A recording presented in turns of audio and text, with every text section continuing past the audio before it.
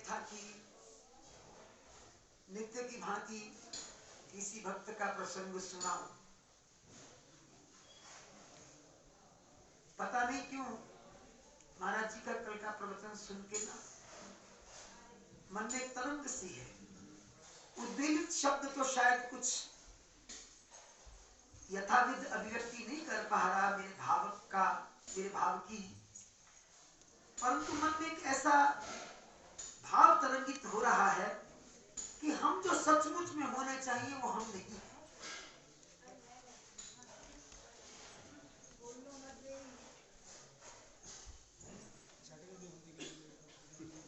जब ये बोलना बंद कर देंगे फिर मैं बोलना शुरू कर दूंगा। इनको बोल लेंगे, माइक दे दो इनको।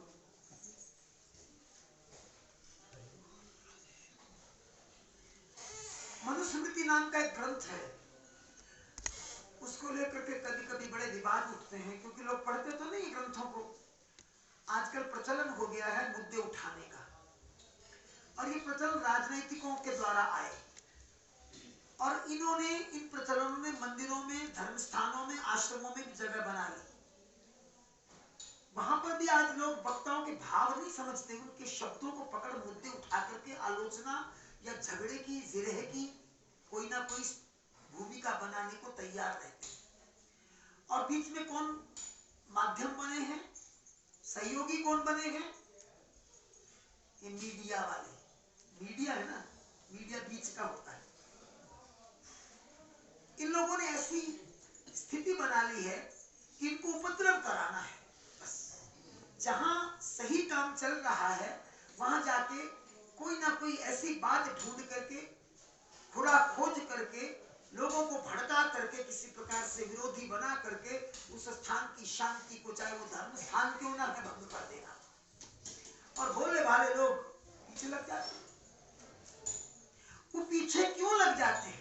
मैंने मनुस्मृति की बात इसलिए नहीं की कि मुझे उसके विवाद से कुछ लेना है, नहीं, या उसके मुद्दों से कुछ लेना है। मनुस्मृति में एक सूत्र आता है मनुर्भव। मनुर्भव उसका अर्थ है मनुष्य बन, मनुष्य बन। मनुस्मृति कहती है मनुर्भव, मनुर्भव अर्थात मनुष्य बनो, मनुष्य बनो। इसका सीधा सा तात्पर्य है कि हम कहीं मनुष्य होकर भी मनुष्य नहीं हैं, इसलिए स्मृति को कहना पड़ा मनुष्य बनो। हमारे यहां कोई भी शब्द बनता है तो उसका कोई अर्थ होता है। वो शब्द धातु से अनुस्यूत होता है, धातु से व्युत्पत्ति उसकी होती है, और धातुगत अर्थ होने से अलग अलग स्थानों पर उसके अलग अलग अर्थ लगते हैं। मनुरापत्यम इति मानवः, जो मनु महाराज के सिद्धांतों के अनुरूप जीवन यापन करने का तरीका जानते हैं, उनको मानव कहलाने का अधिकार है। और मनुस्मृति में 10 प्रकार के मानवीय धर्मों की व्याख्या हुई है, जिसमें सत्य है, अहिंसा है, सहिष्णुता है, सौहार्द है, प्रेम है। धरती के किसी कोने पर चले जाइए, ये आपको सब जगह मिलेंगे भी, और इनकी जरूरत सब जगह रहेगी भी। केवल भारत की नहीं बात कर रहा हूं, भारतेतर प्रांतों में भी कई बार आपने देखा होगा, शेरनी मर गई, शेरनी के बच्चे को कुतिया दूध पिला दी। वहां भी ममता समान रूप में है। तो वो ऐसे 10 सिद्धांत बनाए मनु महाराज ने, जिसकी धरती के हर कोने पर हर बंदे को जरूरत है बंदा बनने के लिए। कई बार हमारे बुजुर्ग कहते थे, जब हम शरारत करते थे, ओए बंदा बन, मतलब ये तुम्हारा आचरण बंदों वाला नहीं है, इंसानों वाला नहीं है, हैवानों वाला है। हम उससे सीख लेके आज देखें कल महाराज जी क्या कह रहे थे। वो लोग जिनको हमारे में इंसानियत दिखाई देती है, हमारे तौर तरीकों में शुचिता, पवित्रता, धर्मनिष्ठा और फिर मानवता की, ह्यूमैनिटी की चरम शिखा दिखाई देती है, वो तो इधर दौड़ रहे हैं। लेकिन हम लोग पाश्चात्यता की आंधी में अपना आपा खो करके कहीं के कहीं, ना खुदा ही मिला, ना वसारे सनम, ना इधर के रहे ना उधर के रहे। आज आज की चर्चा हो रही थी, बच्चे चर्चा कर रहे थे, तो मुझे महाराज जी का कल का वो प्रवचन याद आ रहा था। तो मेरे मन में विचार आ रहा था कि गलती कहां पर है। हम कभी राजनेताओं को कहते हैं, कभी मीडिया वालों को भी कहते हैं, मुद्दे उठाने में तो बहुत आगे हैं, कभी अध्यापकों को कहते हैं, कभी खुद को ही मान लेते हैं। वास्तव में कहानी शुरू कहां से होती है। और मैं किसी के प्रति कोई उपालंब या आरोप प्रत्यारोप की भावना लेकर के ये बात नहीं कह रहा हूं। ये बात शुरू होती है जननी से। जननी जन्म देती है, जन्म देने के बाद जीवन दायिनी बनकर निर्माण करती है। एक संत कहा करते थे, माता शब्द अधूरा है, माता तो निर्माता है।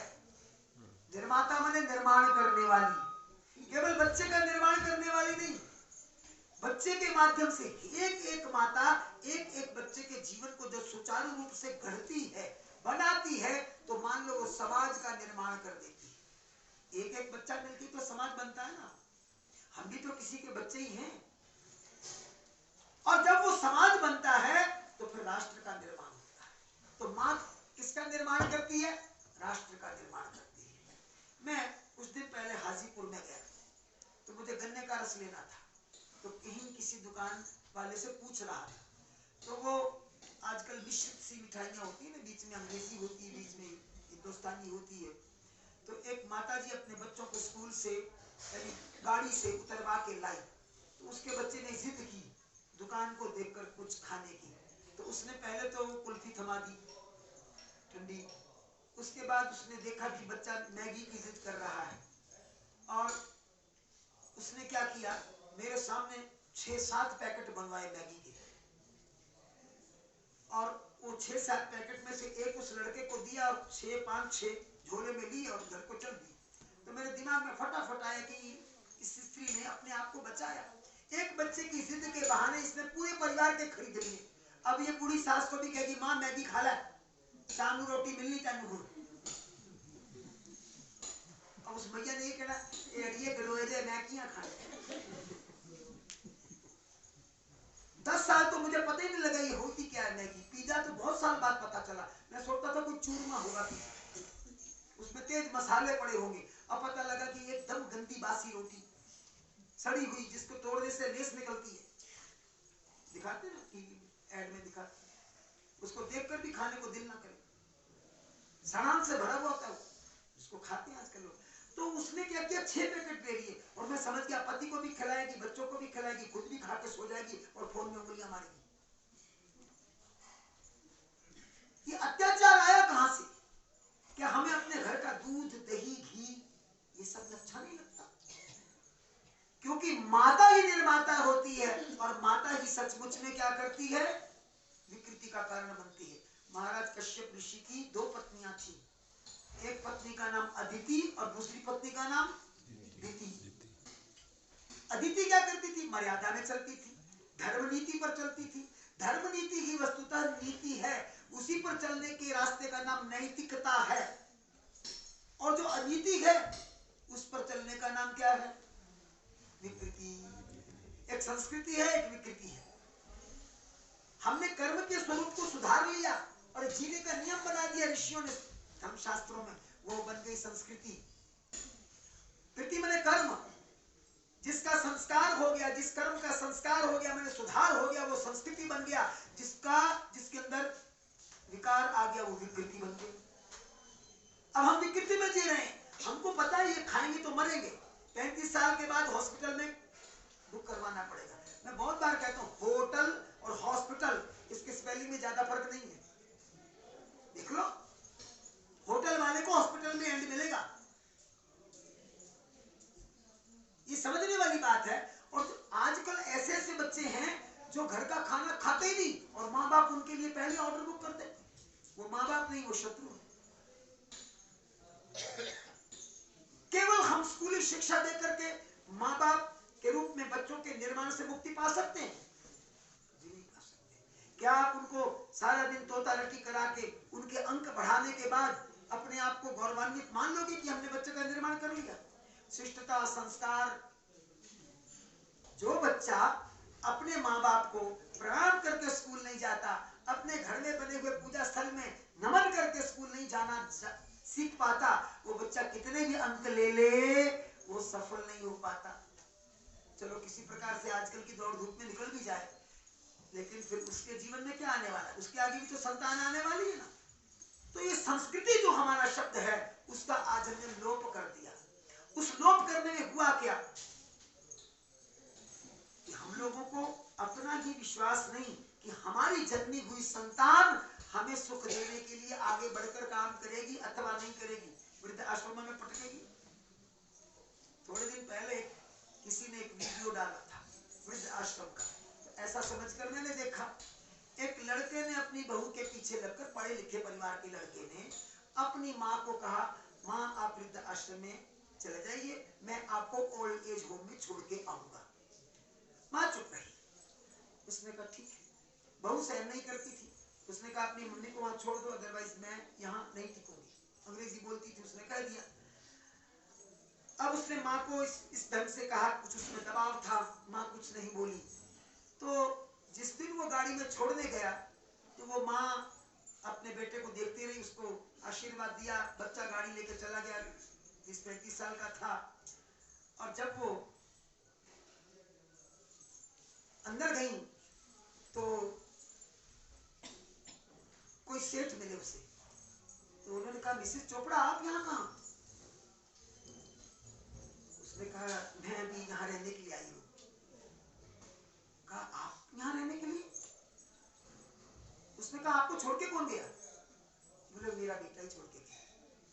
वो व्यक्ति बात जानता था, उसमें तुरंत बाहर गया और जो गाड़ी की चाबी लगा के गाड़ी ऑन करके घर जाना चाहता था, उसके मिस्टर चोपड़ा सुनेंगे। और वो मिस्टर चोपड़ा ही तो था। कहा कि आप अपनी माँ को यहाँ छोड़ के जा रहे? कहा हाँ, मेरे घर में माँ के रहने से शांति नहीं रहती। उस व्यक्ति ने कहा कि आपको असलियत का पता नहीं है। आज से 35 साल पहले जब मिस्टर चोपड़ा जीवित थे तो इनके घर में कोई औलाद नहीं थी। इसी अनाथ आश्रम से आपको ये माँ लेके गई थी, इसने आपको पाला और आपको बड़ा किया। आज आपने परिणाम दिया कि माँ को ओल्ड एज होम छोड़ के जा रहे हैं। वहां का स्टाफ इकट्ठे हो गए, उन लोगों ने उसे समझाया तुम क्या कर रहे हो? तब उसे लाज आई, माँ को घर लेके गया। प्रेरणा क्या मिलती है कि आज हमने पढ़ लिख के सीखा क्या? इस पढ़ाई लिखाई में है क्या जिसमें आध्यात्मिक चेतना नहीं, ईश्वर को प्राप्त करने की बात नहीं, और खान पान ऐसा कि हमारे अंग अंग में जलन है, हमारे अंदर सहिष्णुता नहीं, सौहार्द नहीं, प्रेम नहीं, सद्भावना नहीं। खान पान के लिए हम इतने मतवाले हो जाते हैं कि धर्म तो क्या, व्यवहार को भी छोड़ देते हैं। खाने पीने को, ओढ़ने को इतना महत्व दे दिया कि उसके लिए हम सद्व्यवहार को भी त्याग देते हैं। अध्यात्म की तो बात ही दूसरी। महाराज जी के सामने यहाँ इस कक्ष में कैसे आया जाता है, कैसे बैठा जाता है, यहाँ हास परिहास करना मना होता है। जब भगवान के सामने बैठते तो कैसे बातचीत की जाए, किस प्रकार का व्यवहार अपनाया जाए, इसकी सीख भी हमें लेनी पड़े। तो मैं समझता हूँ कि हमने कुछ सीखा नहीं है। कल महाराज जी यही संकेत दे रहे थे, जब ये बच्चे आज बोल रहे थे, महाराज जी भी यहाँ उपस्थित थे, तो मैंने बच्चों से पूछा कि आप अपने जन्मदिन पे केक काटते हैं? तो आधे बच्चे हाँ में से हिला रहे थे, कुछ बोले नहीं, वो छुपा रहे थे। मैंने सारे के सारे, तो मैंने कहा नैतिकता तो आपने तोड़ी। आपने अपने शुभ दिन पर काटने का काम किया, हमारी संस्कृति काटने का काम नहीं करती। मुझे यहाँ का पता नहीं है, यहाँ भी वही संस्कार होंगे। ये पंजाब की माताएं बैठी हैं, जिस जमाने में दहेज दूसरे रूप में जाता था ना, प्रदर्शित करके जाता था, अब तो प्रदर्शित करके नहीं जाता है। तो दहेज के सामान में कभी चाकू, कैंची, छुरी, चाय की छन्नी, छाननी, ये सब नहीं रखते थे, ताला ये नहीं रखते। इसको बुरा माना जाता था, अपशकुन माना जाता था, काट छांट करने वाली चीज नहीं रखते थे। और आज क्या होता, आप वर को सजा के ले जाते, विष्णु भगवान बनाकर, उसके सिर पे मुकुट लगाकर, लड़की वालों के द्वार पे वो विष्णु भगवान खड़ा हो जाता है, उसके सामने प्रतिबंध लगा दिया जाता है, उसके हाथ में कैंची पकड़ाते हो। आपके बनाए हुए विष्णु भगवान जाते तो कैंची मारते हैं, फिर क्या चलेगा? फिर कैंची ही तो चलेंगी, अदालतों तक तो जाएंगे, कहां जाएंगे? आपने रामायण का सीरियल देखा होगा, श्री राम भगवान का विवाह हुआ तो क्या वागी में टांगा गया था? हम राम की संस्कृति के पोषक हैं। शिव विवाह आपने देखा होगा शिव पुराण में, हर हर महादेव में मैना जी ने आरती उतारी थी ना भगवान शिव की। वो एक अलग बात है कि वो डर गई थी, आरती गिर गई थी, नाग को देखकर डर गई थी, भस्म देखकर डर गई थी, लेकिन आरती उतारी गई थी। भगवान राम की आरती उतारी थी सुनैना जी और उनकी सहेलियों ने। लेकिन आज हम कहां से कहां पहुंच गए। हमने विष्णु भगवान को रोक दिया, रोकने के बाद कैंची पकड़ा दी। ये अत्याचार हमने कहां से सीखा। ये शिष्टता है। हम लक्ष्मी को विवाह करके घर में लाते हैं और जब वो आती तो उनके वो रंगोली भरे चरण हमारे घर में जब छपते हैं तो हम लक्ष्मी के पद चिन्ह मानते हैं। कई कई प्रांतों में अन्न का कलश रखा जाता है, लक्ष्मी जी अपने चरण से बिखेरती तो धन धान्य से भरपूर घर होता है, ये भावना बनाते हैं। लेकिन आज वो भावनाएं अंग्रेजियत में कुचली गई। फिर उन इस तरह से आई हुई, अब मैं लक्ष्मी तो नहीं कह सकता ना उनको,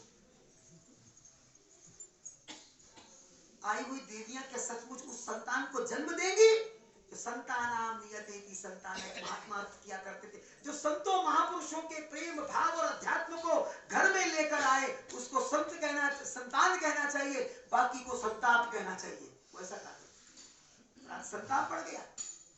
घरों के परिवेश अध्यात्म की ओर प्रेरणा देने वाले रहे ही नहीं। घर से बात शुरू होनी है और अध्यापक भी तो परिवार से ही आता है। मुझे एक दिन बड़ी लाज आई, मैं किसी व्यक्ति को देखने गया था, उनका एक्सीडेंट हो गया था, लगभग कोमा जैसे थे, बाद में उनका देहांत हो गया। तो पास में एक स्कूल था, बहुत पास में हमारे पड़ता है एरिया में। तो मैंने पूछा कि ये धूम धड़ाका क्यों हो रहा है, तो कहने लगी आज स्कूल में फेयरवेल पार्टी है, विदाई की पार्टी है, जैसे 11वीं 12वीं कक्षा को विदाई देते हैं छोटे स्कूल वाले। तो मैंने कहा ऐसा धूम धड़ाका तो नहीं होता था हमारे समय में भी। बोले कि वहाँ फैशन परेड हो रही है। सीटियां बदली थी, आप भी अध्यापन में सीटियां बदली थी स्कूल में, और फैशन परेड कि लड़कियां बन संवर के निकल रही हैं और लड़के सीटियां मार रहे हैं। ये स्कूल में हो रहा है। वो शिक्षा केंद्र है कि अशिक्षा के अनीति के केंद्र है। हमारी बच्चियां, हमारी बेटियां और हमारी बेटे फिल्मी गाने लग रहे हैं, उस पे वो भंगिमाएं बना रही हैं और वो अलग अलग ड्रेस पहन के निकल रही हैं। तो जैसे जैसे वो पहन के आती हैं तो वो जो छोकरे खड़े हैं वो अश्लील भाव से सीटियां बजा रहे थे। तो मुझे बहुत दुख लगा उस दिन, बहुत दुख लगा। मैं भी अध्यापन में रहा, आज तक खून में ये उतरा हुआ है कि आधी रात में भी कहीं रह जाता है, कभी बार समाचार सुनते हुए टीवियों में तो राष्ट्रीय गीत लग जाए तो खून में जो उतरा हुआ हम लोग उठ के खड़े हो जाते हैं, चाहे कोई देखे चाहे न देखे। हमारा विश्वास हमें देख रहा है। पर वास्तविकता ये है कि आज का बच्चा ना राष्ट्र का है ना धर्म का है, और राष्ट्र और धर्म का ना होने से अपने माँ बाप का भी वो, इसलिए हमें सोचना पड़ेगा हम कौन थे, क्या हो गए हैं और क्या होंगे अभी। ये सत्संग इसलिए है कि सत्य का मार्ग हमारे खून में कैसे उतरे, बचपन से ही से उड़ेलना होगा। बच्चे को जब हम ये कहेंगे कि बैठकर हमारे साथ सत्संग करो, बैठ करके हमारे साथ गुरु महाराज के अमृत वचन सुनो, सुबह स्कूल जाते समय महाराज को प्रणाम करके जाओ, बड़ों को प्रणाम करके जाओ, दादी जी को प्रणाम करके जाओ, दादाजी को प्रणाम करके जाओ, आशीर्वाद की ताकत समझाएंगे, तब वो बड़ा होकर के, नहीं तो बड़ा होकर क्या करेगा, उसे कुछ आएगा नहीं, ठूठ पत्थर पाषाण खंड बनेगा। बहुत लोग यहाँ महाराज जी के आगे से निकल जाते हैं और ऐसे समझते हैं कि बस मैं क्या कहूँ, ये शब्द मुझे शोभा ही नहीं देता। मैंने बोल दिया ना, तूने पत्थर कहा मैं भी पाषाण था, तूने मूर्त कहा मैं मूर्तवान था। ये तो तेरे ही विश्वास की बात है। धन्ना जट जब पुकारा मैं झट आ गया, क्योंकि उसने भगवान समझा था, वो तुरंत आ गए। भाव ही विद्यते देवा तस्मात् भावा कारणम। ये भगवान है, ये हमारी भावना बनाएगी। महाराज जी कहते हैं आपके भाव का ही प्रतिफलन मिलना है। गुरु को चेतन तत्व माना जाता है, गुरु को मनुष्य साधारण जीव नहीं माना जाता। जो गुरु को जीव समझ लेता है, महाराज जी कहते थे, महाराज जी कह रहे हैं, अनेक बार प्रवचन में कहा उन्होंने कि गुरु सर्वज्ञ होता है। अब आप उसका परीक्षण लो कि गुरु को मेरी कल की खाई हुई सब्जी का भी पता है कि नहीं पता, तो गुरु को कोई जरूरत नहीं है आपको टेस्ट देने की, आपको परीक्षा देने की। लेकिन गुरु सर्वज्ञ तत्व है, और जब आप सर्वज्ञता का विश्वास करोगे तो आपको तो प्रमाण भी मिल जाएगा। ये तो आपके विश्वास का खेल है। जिसका कोई नहीं उसको पाता हूं मैं, मैं अनाथों का हूं नाथ, आता हूं मैं। महाराज जी कहते मैं आ जाता हूं, कब नहीं आते। बल से निर्बल हुई जिस समय द्रौपदी, साड़ी बन के मैं हर तार में छा गया। प्यार को प्यार है, सीधी सी बात है, प्यार कब पूछता है कि क्या जात है। महाराज जी किसी का गुण जाति किसी का मजहब थोड़ी देखते हैं, वो तो देखते हैं इसके हृदय का विश्वास और प्रेम कितना है। सांच कहूं सुन ले हो सबे जिन प्रेम कियो, वो प्रेम पैदा कहां से होगा, वो माताओं के खिलाए हुए अन्न से होगा। जैसा खाइए अन्न कैसा हो। संस्कार तो वहां से बनना है, देश भी वहां से बनना है, धर्म भी वहां से बनना है, प्रेम भी वहां से बनना है, शिष्टाचार भी वहां से बनना है। और जीवन की कर्मण्यता, जिसको कर्मठता कहते हैं, वो भी आज हमने वेलण बना दिए। मां कहती पुत्र तू जा, लेट हो गया, कॉलेज जाना है 9 बजे, पुत्र उठता है 8 बजे, वो भी 10 बार मोबाइल में टाइम देख के 5 मिनट और सो लो। और क्या कहती है, बेटा तू जा, तेरे अंडर क्लॉथ मैं धो दूंगी। लाज आनी चाहिए, लाज आनी चाहिए ना। हमने क्या बनाया, निठल्ले। पर आज ना देश को इनकी जरूरत है, ना धर्म को इनकी जरूरत है। आज धर्म को उनकी जरूरत है जो धर्म का झंडा लेकर ईमानदारी, शुचिता, पवित्रता, सद्भावना, सद्भाव और प्रेम इस समाज में फैला सके, विश्व को दे सके। पुनः वहां आना होगा जहां से अपनी संस्कृति, अपने, देखो मैं धर्म जब कहता हूं, अपने धर्म कहता हूं, धर्म का अर्थ ये नहीं होता कोई मजहब, ये समझ लेना चाहिए। लोग कहते हैं मुस्लिम धर्म, फला धर्म, फला धर्म, वो मजहब हो सकते हैं, लेकिन जब सनातन की बात आती, सनातन कोई मजहब नहीं है, सनातन एक जीवन शैली है। यहाँ योग करने वाले को भी सनातनी कहते हैं, यहाँ उपासना सिर्फ ध्यान करने वाले को भी सनातनी कहते हैं, यहाँ कर्मकांडी को भी सनातनी कहते हैं, यहाँ ठाकुर जी की पूजा करने वाले को, व्रत करने वाले को भी सनातनी कहते हैं। सनातन अर्थात वो परमात्मा जिसका आदि अंत कुछ नहीं है, जो अनादि और अनंत है, उस परमात्मा के पास ले जाने वाले मार्ग का जो भी अनुसरण करता है वो सनातनी, सीधी सी बात है। तो सनातन कोई धर्म या मजहब नहीं है। हाँ, धर्म इसलिए है क्योंकि उन रस्तों को धारण करने से हम सनातन धर्मी कहलाते हैं। धर्म का अर्थ होता है धारण करना, धारयन्ते धर्मा, धारणा धर्मा। तो धर्म के मार्ग पर वही चलेंगे जिनका व्यवहारिक जीवन बाल्यकाल से शुद्ध होगा, और इसकी जिम्मेदारी होगी माँ और बाप पर। देखो मैं अपनी बात सुना दूं। मेरी माँ रसोई घर में बैठ के रोटी बनाती थी, और मेरी माँ जब भजन गाती थी तो उसमें सनातन धर्म के भजन भी गाती थी, बीच में आर्य समाज के भी गा देती थी। तो मैंने एक दिन कहा, आप तो माता जी सारे गा देते हो। एक दिन भजन गा रही थी, लगाना भोग कुछ तुमको ये एक अपमान करना है, खिलाता है जो सब जग को उसे कैसे खिलाऊं मैं, भुजाएं है न सीना है न गर्दन है न पेशानी, तू है निर्लेप नारायण कहाँ चंदन लगाऊं मैं। मैंने कहा ये तो माता जी सनातन धर्म का भजन नहीं है, यदि कोई हो नाम तो भगवान का ही है। मुझे उत्तर मिला। और जिस अंगीठी पे भोजन बनता था उसके सामने एक अलमारी थी, उसका दरवाजा खुला रहता था, वहां ठाकुर जी को जोत जला करके भोग लग जाता था, और हमको रोटी मिलती थी सुबह, और हम लोग वो करके चले जाते थे। तो भजन गा के जो रोटी मिलती है ना, तो भजनों से बनी हुई रोटी होती है, वो कभी खोटी नहीं होती, वो भीतर का निर्माण करती, वो अमृत सनी होती है। इसलिए मैं निवेदन कर रहा हूँ, अपने घरों को मंदिर बनाओ, अपने घरों को भगवान का सदन बनाओ, सदगुरु का सदन बनाओ, उसमें सदगुरु की ध्वनि गूंजनी चाहिए। हाँ कोई बात नहीं, बाहर की हवा फिर भी आएगी, कहीं लग जाएगी, वो अपने आप महाराज जी सुधार करेंगे, परंतु हम अपने कर्तव्य से, अपने धर्म से अगर गिर जाएंगे तो फिर हमारा सुधार करने वाला कोई नहीं। मैं तो ये निवेदन करता हूँ, जिसको एक बार ये लत लग जाती है कि उठत बैठत सोवत ध्याइए, मार्ग चरत हरि हर गाइए, उनको तो फिर ठाकुर जी या भगवान या सदगुरु को भी छोड़ते नहीं। अरे दिन में भी रात में भी उनके साथ साथ होते हैं। हर एक प्राणी में अपने सदगुरु का प्रेम झलकता हुआ दिखाई देता है। सो जाए तो सपने में भी सदगुरु या भगवान आकर के दर्शन दे दिया करते हैं। इन्हीं बातों को यहाँ समेट रहा हूँ, संकेत आप समझ रहे हैं। हम आज यहाँ बड़ी अशांति सी देख रहे हैं, बस क्या हो गया, छोटा सा भोजन ही तो अलग प्रकार से बना है ना, कोई ऐसा तो नहीं है कि वो पहले कभी खाया ही नहीं हमने, पहले भी हमें मिलता है, ठीक है, तो प्रेम से खाओ ना, हल्ला गुल्ले की क्या जरूरत है। अब यहाँ से भेजना पड़ा कि भाई हल्ला, सुभाष जी को भेजा कि हल्ला गुल्ला बंद कर दो, हो गया ठीक है। सिड्डू को महाराज जी के सिड़कू भी कहते हैं, तो सिड़कू तो कहो पर उड़कू तो न कहो, हम तो उड़कने ही लग गए।